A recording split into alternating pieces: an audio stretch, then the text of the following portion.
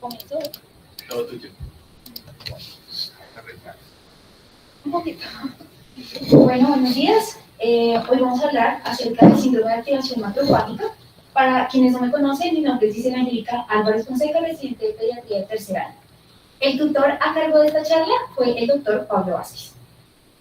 En primer lugar, el contenido de la charla. Inicialmente vamos a dar unos puntos claves para que podamos entender un poco mejor el tema del síndrome de activación macrofágica. Posteriormente vamos a hablar de la introducción, la definición, la epidemiología, unos puntos acerca de la patogénesis, el enfoque diagnóstico, la clínica, los paraclínicos, las imágenes pues, que sí pues, se pueden llegar a tomar, el diagnóstico diferencial, tratamiento pronóstico y finalmente las conclusiones.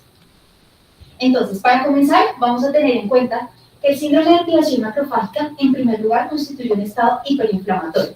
Ese estado hiperinflamatorio se produce por una respuesta exagerada del sistema inmunológico, que puede ser pues, por varios desencadenantes. Tenemos desencadenantes infecciosos, desencadenantes metabólicos, desencadenantes reumatológicos o hematológicos, que van a generar esa respuesta inflamatoria por medio de las células de la inflamación, que básicamente pues, me va a dar todo ese fenotipo característico hiperinflamatorio.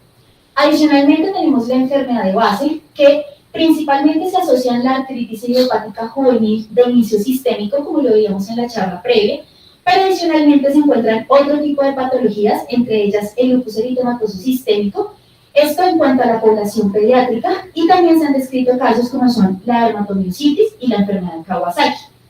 Tenemos que, teniendo en cuenta ese estado hiperinflamatorio con la enfermedad de base asociada, van a presentar un desequilibrio en esa respuesta inmunológica, y eso es lo que hace parte del síndrome de activación macrofágica. Bueno, adicional a eso tenemos que el síndrome de activación macrofágica se encarga o hace parte de unas enfermedades que es un conjunto grande que se denominan la linfocitosis hemofagocíticas, o por su sigla LHH. Estas linfocitosis se pueden clasificar en primarias y en secundarias. Las primarias inicialmente encontramos que es más en relación a las mutaciones genéticas y a las causas familiares, y las secundarias principalmente se asocian más que todo a los factores desencadenantes como son los infecciosos, los inmunológicos, los metabólicos y en este caso pues los reumatológicos. Esto constituye una de las complicaciones potencialmente mortales. Estoy hablando y haciendo referencia más que todo a la parte reumatológica, como les mencionaba, hacia la artritis idiopática juvenil principalmente, pero también hacia el lupus eritematoso sistémico. ¿Qué pasa? Va a haber una confluencia de factores genéticos y ambientales que me van a generar una activación descontrolada del sistema inmune y con ello pues el fallo multiorgánico. Hay algo adicional y es que esas linfocitosis hemofagocíticas también se denominan linfocitosis hemofagocíticas reactivas o también enfermedades citoquinas, y esto en relación a la clasificación de primarios, que hace más referencia al predominio de lactantes, y hacia las partes secundarias, que es lo que pues, vamos a hablar acerca del síndrome de activación macrofágica, que es más predominante en los niños un poco más grandes en infancia temprana. Bueno, para tener en cuenta, a manera de introducción, vamos a establecer lo que es las células principales que se van a encontrar implicadas en la fisiopatología de la activación macrofágica, que pues son los macrófagos, y la hemofagocitosis, que pues es un término importante a tener en cuenta para poder entender. Entonces, en primer lugar tenemos que los macrófagos, este término se acuñó más o menos hacia 1924 por Asher, que hace referencia a esas células presentadoras de antígenos y que en este caso pues van a ser derivadas de los monocitos. Son células que van a ser producidas en la médula ósea y que derivan de la serie granulocítica monocítica. Tenemos a su vez el término de hemofagocitosis, que hace referencia a esos macrófagos activados que van a hacer esa incorporación o esa digestión o la incorporación de diferentes sustancias, entre ellos leucocitos, entre ellos plaquetas, diferentes precursores, y que van a generar pues esa digestión o esa lisis. Adicionalmente, entonces, el síndrome de activación macrofágica se denomina pues ya dentro de la familia grande de las linfocitosis hemofagocíticas secundarias. Como les mencionaba, un punto a tener en cuenta es que la artritis idiopática juvenil de inicio sistémico, hasta un 10% se ha descrito que el debut va a ser un síndrome de activación macrofágica. y un 30 al 40% van a describirse de pronto presentaciones un poco más subclínicas.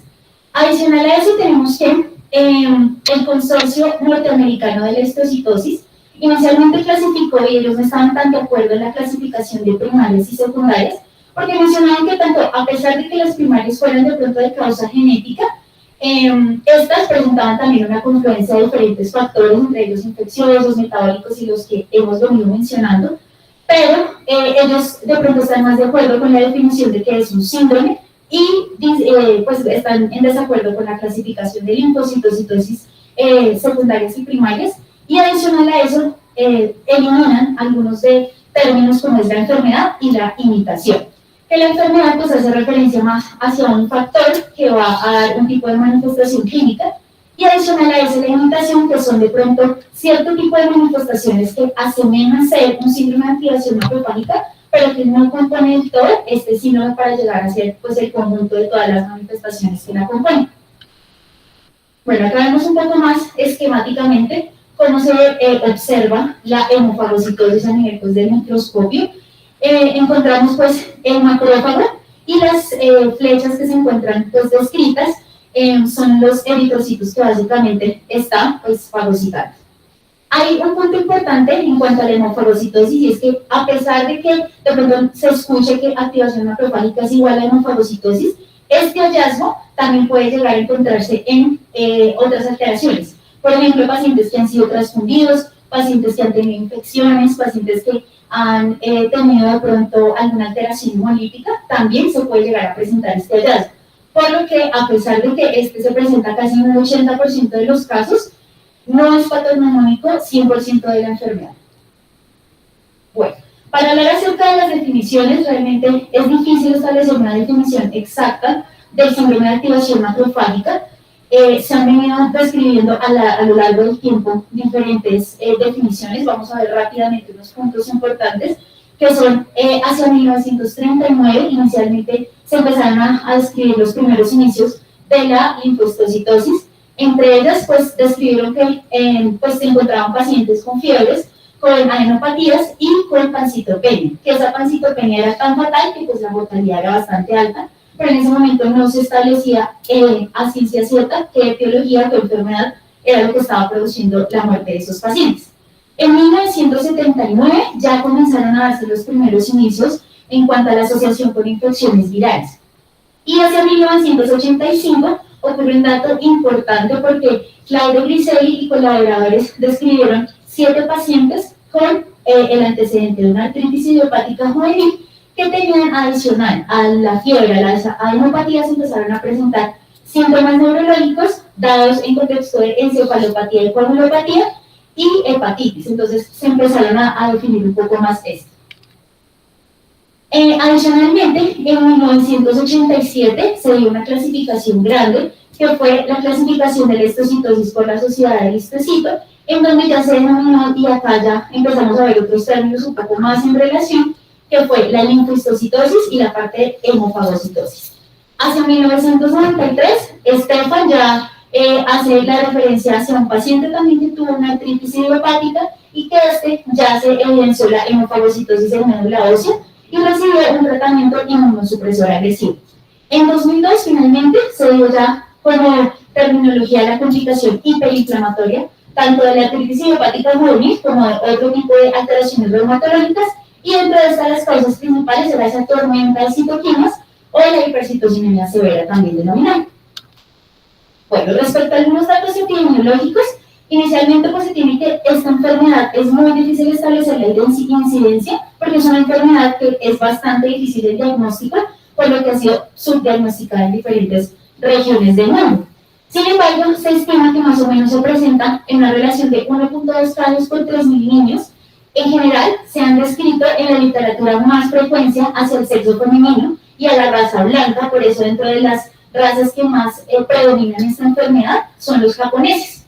Adicionalmente, como les mencionaba, la artritis idiopática es la principal, pero vemos acá de pronto los porcentajes de otras enfermedades, como son la enfermedad de Kawasaki en 1.1 a 1.9, que si vemos es mucho más inferior respecto a la artritis idiopática, de un 7 a un 13%, y por último tenemos el lupus eritematoso sistémico en un 1%.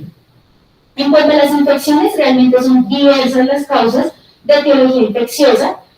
Principalmente se ha encontrado relación con el Epstein-Barr, y esto en relación a la alteración de las perforinas que se presentan. Es una enfermedad que es potencialmente mortal, más o menos del 40 al 50% de los niños se ha descrito esa mortalidad.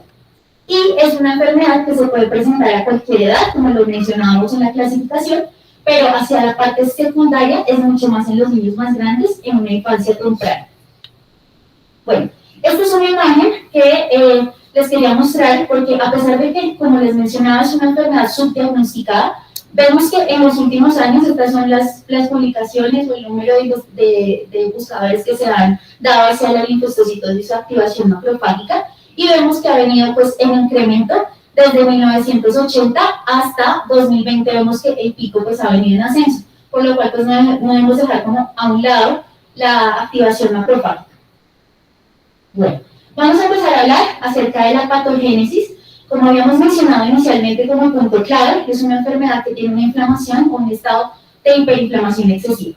Pero adicionalmente existe otra teoría, y es que no hay una regulación negativa adecuada frente a la parte de respuesta de los macrófagos y de los linfocitos. Vamos a tener en cuenta que las células implicadas en toda la patogénesis de esta enfermedad es un poco compleja, pero vamos a ir desglosando célula por célula. Inicialmente veíamos los macrófagos, que van a ser las células presentadoras de antígenos, y que de esa manera pues son dentro de las principales que van a estar involucradas.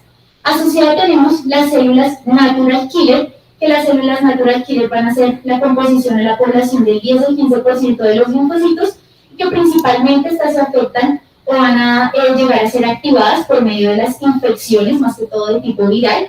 Tenemos adicionalmente los linfocitos citotóxicos, que dentro de ellos pues van a estar en relación con el complejo mayor de histocompatibilidad de clase 1, y también se encuentra en relación con el receptor C8. Los receptores tipo TUR, el que más he mencionado es el tipo TUR9, que igualmente se asocia más que todo a las infecciones bacterianas y también virales. Y finalmente tenemos que los desencadenantes van a ser diversos. Esta enfermedad no solamente va a causar un primer episodio, sino que en varios literaturas se han descrito recidivas de activación macrofágica, lo cual pues aumenta mucho más la mortalidad. Algo bueno es que la activación macrofágica o la linfocitosis secundaria es mucho menor en cuanto a la aparición respecto a la linfocitosis primaria o de tipo pues ya un poco familiar. Bueno, esta gráfica entonces nos menciona algunos de los desencadenantes. Como vemos inicialmente, algo importante es la parte genética que vemos acá en la gráfica. Tenemos que inicialmente no se identificaban unas variables, pero ya posteriormente empezaron a determinarse algunos genes implicados, principalmente el PRF1 y el UNC13D. Adicionalmente tenemos unos disparadores, unos triggers, los cuales van a empezar a ser en relación, como vemos, el virus del Epstein-Barr. Infecciones asociadas también mencionan las de influenza, otras complicaciones reumáticas como ya la hemos venido mencionando, la interleuquina 18, que más se asocia a la artritis idiopática, y las infecciones pues espontáneas. En cuanto a la parte genética, no me voy a detallar mucho en esto, simplemente les quiero mencionar algo importante, y es el gen de los primeros que fueron descritos, que fue el PRF1, que es un gen que está implicado en la formación de los poros por medio de la perforina. Y adicional a eso tenemos el segundo gen, que es el UNC13D, que está implicado en el cebado de las vesículas, y pues los demás genes implicados que pues se encuentran ahí en mención. Entonces, para que me puedan entender un poco mejor, entonces esta gráfica lo que nos demuestra es que vamos a ver el papel de gen, que pues es el PRF1, que es el que está implicado en las perforinas, y que adicionalmente pues estos se van a hacer la liberación por medio, pues se encuentran a nivel de las células natural killer, se hace la liberación de los granulos citolíticos, y con ello se hace por medio de la activación inmunológica, como vamos acá está el RAD27A, y dentro de esos vemos los otros genes implicados como el UNC13D. Bueno, esto ya es un poco más entrando en materia en cuanto a la linfocitosis secundaria. Entonces, acá vamos a hablar inicialmente que hay una parte genética, pero esa parte genética no va a hacer referencia solamente a los genes que ya vimos, sino acá estamos hablando propiamente de la secundaria. Y esa predisposición genética hace referencia a la parte de la hiperrespuesta a nivel macrofágica y de los defectos a nivel citolítico. ¿Qué va a pasar? Vamos a encontrar niveles elevados de diferentes citoquinas inflamatorias, como son la interleuquina 6, la interleuquina 8, que van a inducir ese defecto citolítico y con algún tipo de disparador, que en este caso Lehmann nos menciona el proceso infeccioso, vamos a generar esa tormenta de citoquinas importante con el incremento en el factor de necrosis tumoral y el interferón gamma. Entonces, para que me puedan poner o podamos entender un poco mejor en contexto de esta fisiopatología, entonces vamos a poner una neumotecnia. Entonces, inicialmente, supongamos que tenemos una persona que de base es piromano. Entonces, esa persona, en teoría, ya tiene algo genético raro, ¿sí? En este caso, una hiperrespuesta a nivel macrofágica y el defecto citolítico. Posteriormente tenemos que tener una maquinaria, ¿cierto? Esa maquinaria pueden ser, no sé, juegos pirotécnicos, gasolina, lo que ustedes quieran, que básicamente va a ser mi material o mi combustible para atacar.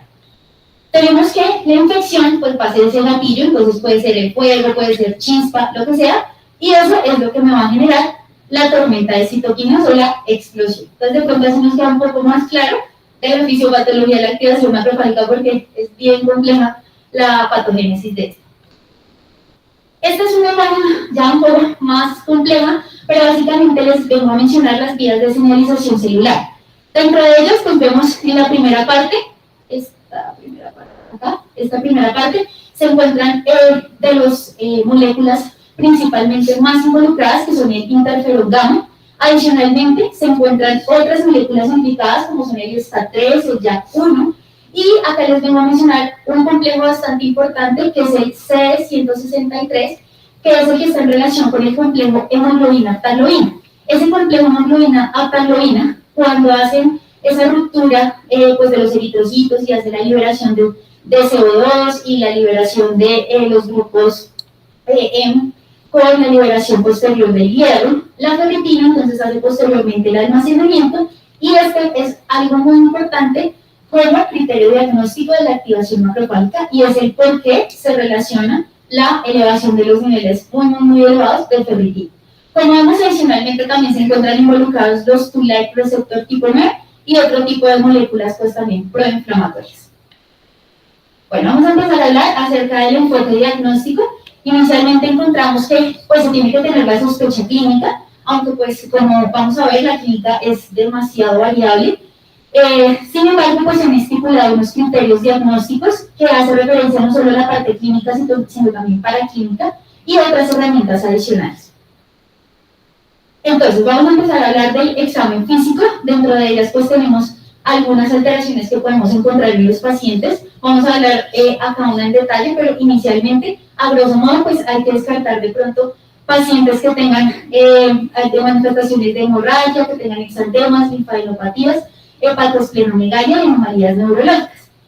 Entonces, en cuanto a las manifestaciones clínicas, tenemos que saber que es una enfermedad que tiene una presentación aguda, que es una presentación rápida, que dentro de las primeras manifestaciones se encuentra la fiebre, casi en un 95% de los casos, pero es una fiebre que primero es prolongada, algunas veces llega a ser intermitente, pero es una fiebre que no mejora con antibióticos, es de difícil control con los antipiréticos, y adicional a eso se asocian otro tipo de alteraciones, como es la hepatosplenomegalia en un 85%, las linfadenopatías, que a pesar de que no son tan frecuentes en comparación a la fiebre y a la esplenomegalia, la hepatosplenomegalia también se presentan.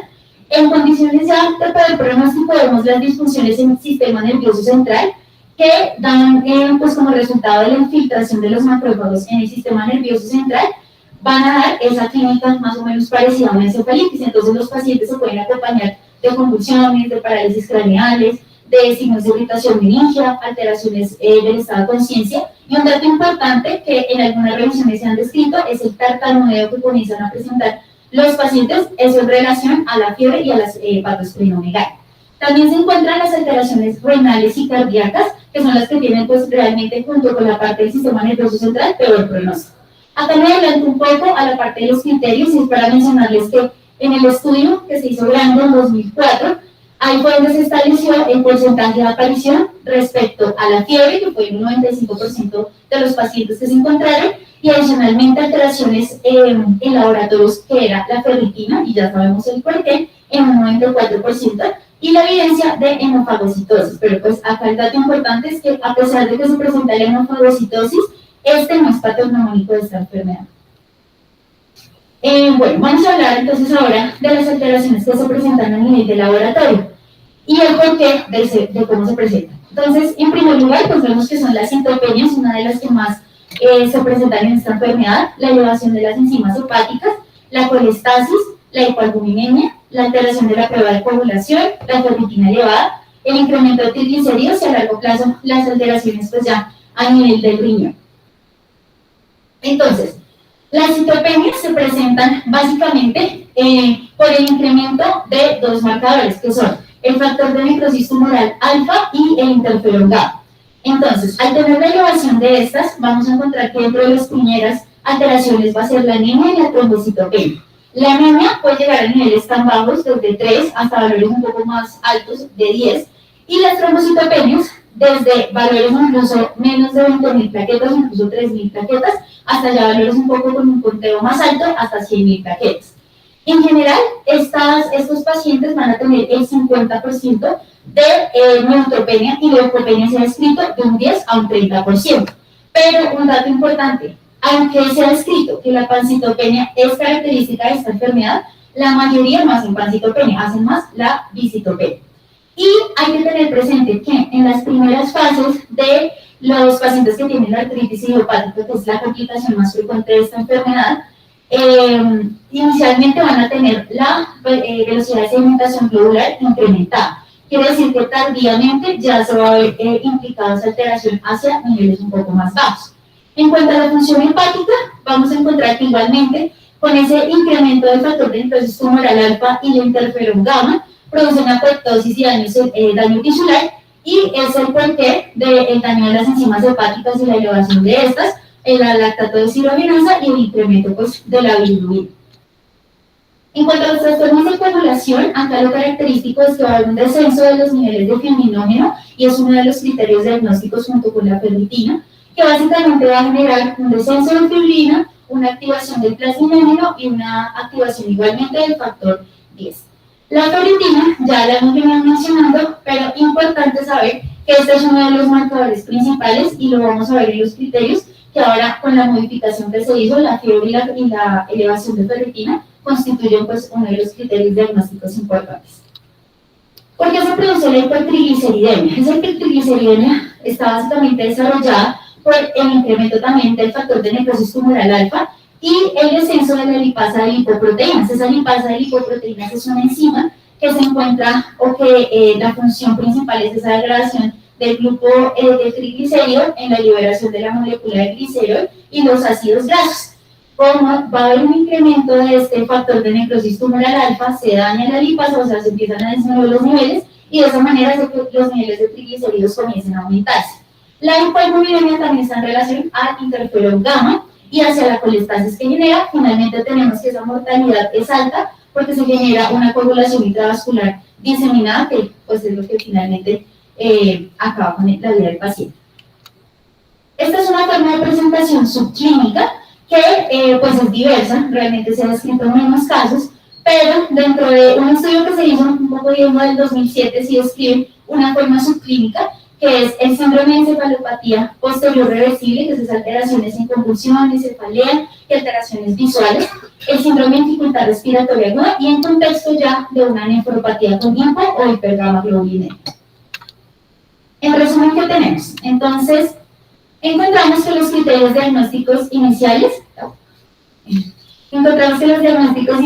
entonces, los primeros que se dieron en el estudio grande del 2004, que fueron pues más asociados hacia la parte molecular, hacia la parte familiar, por eso dentro del primer criterio diagnóstico es el diagnóstico molecular por medio del gen PRF1, y 4 de los siguientes, entonces, fiebre, esplenomegalia, citopenias, ahí ya mencionamos un poco el valor de cada una de las citopenias que se generan, la hemoglobina, la alteración de las plaquetas, la hipertrigliceridemia, y tomamos un valor alto, mayor de 265, ya vamos a ver el cambio que se ha dado con los últimos años, y los niveles de ferritina. También se han descrito el CD25 elevado, el CXL, pero pues son de pronto marcadores que no estamos como tan en contexto actualmente. En cuanto a otra de las modificaciones que se hizo, fue hacia 2005, ya ahí se establecieron algunos cambios, ya no tienen en cuenta tanto el diagnóstico genético, sino que ya ahí encabezan y adicionan la alteración de las enzimas hepáticas, las hemorragias y la hemofagocitosis pues, en médula ósea. Y por último, tenemos los criterios que se dieron hacia 2016, que hablan de los criterios en cuanto a la clasificación de síndrome de activación macrofágica en contexto de una artritis idiopática juvenil de inicio sistémico. Acá vemos dos criterios importantes. Uno, la fiebre y la hiperferritinemia por encima de 684, más dos de los siguientes. Entonces, por lo menos vemos que en comparación con los del 2004, la hipertrigliceridemia, que antes era de 265, ahora incluso el valor es mucho más pequeño, por encima de 156, y adicional a eso vemos que también se encuentra la alteración de las enzimas hepáticas, y acá toman un valor importante que es el descenso del fibrinógeno. Existe unos scores, unos puntajes para el diagnóstico diferencial de pronto entre una linfocitosis primaria y secundaria, que le hicieron la Sociedad del Histocito junto con estos colaboradores, y este pues fue el estudio que se hizo para la validación de este puntaje, de esta puntuación, y se encontró que teniendo en cuenta el cumplimiento de estos parámetros de la edad del inicio, el debut, la esplenomegalia, la hemoglobina baja y las otras que se encuentran ahí en mención, si tenemos un puntaje menor de 60%, hablamos de una linfocitosis secundaria, y si es mayor de 60 puntos, primaria. En cuanto al diagnóstico pues temprano, vemos que es bastante difícil de pronto hacer el diagnóstico, porque los criterios inicialmente pudieron ser un poco rígidos, y por eso algunos valores de corte fueron muy específicos. Se tenía que establecer inicialmente, antes mencionado incluso el tiempo, que era una fiebre de más de 7 días, y por eso pues todavía seguimos en investigación respecto a esto. ¿Cuál fue la solución que encontraron algunos investigadores? Algunos marcadores biológicos que realmente siguen todavía en estudio y pues son difíciles de pronto de hacer en nuestro medio, pero pues se los traigo para que los tengan en cuenta de pronto si en algún momento los vemos. Dentro de eso se encuentran el receptor alfa de interleuquina 2, tenemos las pruebas de función de granulación de las células natural killer, y por ejemplo tenemos algo que son los niveles solubles de hemoglobina taloidina, por lo que vimos de la vía de señalización celular. En cuanto a las imágenes, entonces las tres principales que vemos en azul son las que en general se deben hacer a los pacientes como parte del estudio, recomiendan hacerlas. Están los cultivos de sangre, la médula ósea, orina, ácido líquido cefalorraquídeo, la parte infecciosa, importante el Epstein-Barr y también otros virus, en relación pues están los citomegalovirus y otros. Y se encuentran otro tipo de imágenes como es la radiografía de tórax, ecocardiograma, la resonancia para de pronto determinar infiltraciones, TAC en busca de pronto de una etiología un poco maligna, y ecografía abdominal por la hepatoesplenomegalia. ¿Cuáles van a ser los diagnósticos diferenciales? Entonces, como vemos ahora en contexto de pandemia, de los principales diagnósticos diferenciales es el SYNSTAT. Vemos que la fisiopatología del SYNSTAT y la activación macrofágica es parecida y tiene algunos marcadores asociados. Obviamente es difícil establecer la activación macrofágica cuando el paciente pues, tiene fiebre, la alteración de las células, entonces se confunde pues, con un episodio de sepsis. La enfermedad hepática, insuficiencia hepática por la elevación pues, de las transaminasas, un síndrome de disfunción orgánica múltiple, y la enfermedad de Kawasaki por la relación que hay. En cuanto al tratamiento, entonces dentro de los motivos principales de esto va a ser esa supresión de la elevación de la hipercitocinemia y la hiperinflamación, junto con la eliminación de las células activadas e infectadas. Por eso es que es importante la sospecha clínica con una detección precoz, un tratamiento temprano y la inmunosupresión agresiva. En cuanto a la primera línea de tratamiento, que es pues básicamente lo que vamos a hacer, y posteriormente pues se hace un seguimiento multidisciplinario con reumato y hematología, respectivamente. Entonces se encuentra en primera línea los corticoides con metilprednisolona en cursos de 10 a 30 miligramos por kilo, máximo 1 gramo, de por 3 a 5 días, y luego se hace un cambio a prednisolona oral de 1 a 2 miligramos por kilo. Si la respuesta no es buena en las primeras 24 a 48 horas, se aconseja pues ya añadir un tratamiento un poco más agresivo con ciclosporina, vía oral intravenosa de 2 a 7 miligramos kilo y tener en cuenta pues los niveles terapéuticos. En los casos en los que hay una corticoresistencia, se puede utilizar el etoposida de 150 miligramos por metro cuadrado 2 veces por semana, las 2 primeras semanas y posteriormente semanal y hacer pues un seguimiento con paraclínicos e imágenes. En cuanto a otras terapias, que realmente pues no vamos a profundizar en esto, pero es para de pronto tenerlas en cuenta si en algún momento vemos el nombre de estos medicamentos, encontramos en primer lugar la globulina antitimocítica, que se utiliza más que todo en casos en los que hay una elevación bastante grande de enzimas hepáticas que llevan a una insuficiencia hepática. Como vemos, también se relaciona la inmunoglobulina, que se encuentra manejo también pilar del SINSTAF y de la enfermedad Kawasaki, que se usa como tratamiento coadyuvante al corticoide, y los otros medicamentos como son el anakinra, canakinumab, que son los antiinterleuquina 1, el tocilizumab, antiinterleuquina 6, y hay algo nuevo, que es un medicamento que ha demostrado pues, que se puede utilizar en varios tipos de pacientes, que es el antiinterleuquina 18, que es el tadakim alfa. ¿Cuáles van a ser finalmente los factores que nos llevan a un mal pronóstico de la enfermedad? Entonces va a ser el compromiso del sistema nervioso central, la falla renal, la falla pulmonar o cardíaca, que la demencia sea muy grande, lo toman como un valor mayor de 12 años o que sea menor de 2 años porque se asocia más a las alteraciones familiares y las mutaciones. La hemoglobina que llegue a valores menos de 7,9 y pues las admisiones a UCI que pues realmente estos pacientes con ese riesgo de inestabilidad hemodinámica tienen pues casi que el ingreso a UCI desde el inicio. Finalmente, para concluir, para llevar a casa algunos mensajes, tener en cuenta que a pesar de que el síndrome de activación macrofágica es una enfermedad pues bastante subdiagnosticada, tiene una complicación importante, como lo vimos a lo largo de la charla, diversas enfermedades inflamatorias que tienen elevada mortalidad, casi hasta el 40-50%. La edad pediátrica es la más afectada en relación a los lactantes, está subdiagnosticado, entonces se deben tener presentes los antecedentes y el trastorno genético de pronto que tenga el paciente de base. El tratamiento pilar son las dosis altas de esteroides y los inmunosupresores como primera línea de tratamiento. Y muchas gracias.